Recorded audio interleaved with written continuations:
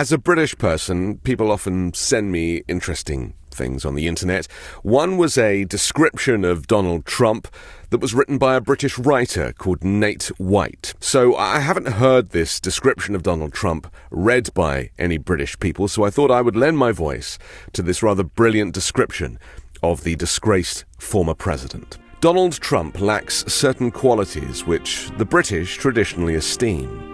For instance, he has no class, no charm, no coolness, no credibility, no compassion, no wit, no warmth, no wisdom, no subtlety, no sensitivity, no self-awareness, no humility, no honor, and no grace. All qualities, funnily enough, with which his predecessor, Mr. Obama, was generously blessed. So for us, the stark contrast does rather throw Trump's limitations into embarrassingly sharp relief. Plus, we like a laugh, and while Trump may be laughable, he has never once said anything wry, witty, or even faintly amusing. Not once, ever. I don't say that rhetorically, I mean it quite literally. Not once, not ever. And that fact is particularly disturbing to the British sensibility. For us to lack humour is almost inhuman. But with Trump, it's a fact. He doesn't even seem to understand what a joke is. His idea of a joke is a crass comment, an illiterate insult, a casual act of cruelty. Trump is a troll, and like all trolls, he is never funny and he never laughs. He only crows or jeers, and scarily, he doesn't just talk in crude, witless insults. He actually thinks in them. His mind is a simple bot-like algorithm of petty prejudices and knee-jerk nastiness. There is never any underlayer of irony, complexity, nuance, or depth. It's all surface. Some Americans might see this as refreshingly upfront. Well, we don't. We see it as having no inner world, no soul. And in Britain, we traditionally side with David, not Goliath. All of our heroes are plucky underdogs. Robin Hood, Dick Whittington, Oliver Twist. Trump is neither plucky nor an underdog. He's the exact opposite of that.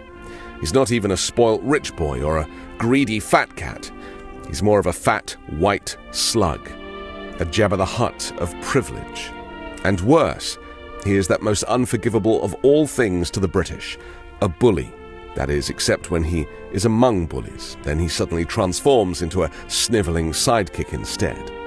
There are unspoken rules to this stuff. The Queensberry rules of basic decency, and he breaks them all. He punches downwards, which a gentleman should, would, could never do.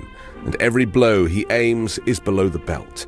He particularly likes to kick the vulnerable or voiceless, and he kicks them when they are down. So the fact that a significant minority, perhaps a third of Americans, look at what he does, listen to what he says, and then think, yeah, this seems like my kind of guy, is a matter of some confusion and no little distress to British people, given that Americans are supposed to be nicer than us and mostly are. You don't need a particularly keen eye for detail to spot a few flaws in the man.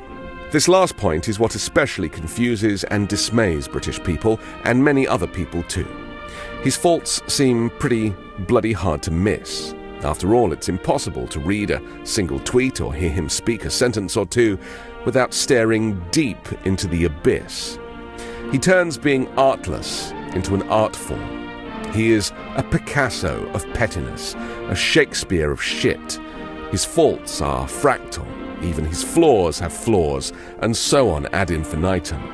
God knows there have always been stupid people in the world, and plenty of nasty people too, but rarely has stupidity been so nasty, or nastiness so stupid. He makes Nixon look trustworthy and George W. Bush look smart. In fact, if Frankenstein decided to make a monster assembled entirely from human flaws, he would make a Trump. And a remorseful Dr. Frankenstein would clutch out big handfuls of hair and scream in anguish, "My God, what have I created?" If being a twat was a TV show, Trump would be the boxed set. I'm Anthony Davis. You can catch me on the 5 Minute News YouTube channel and podcast, on Wednesdays co-hosting Uncovered, and on Sunday on The Weekend Show with Midas Touch.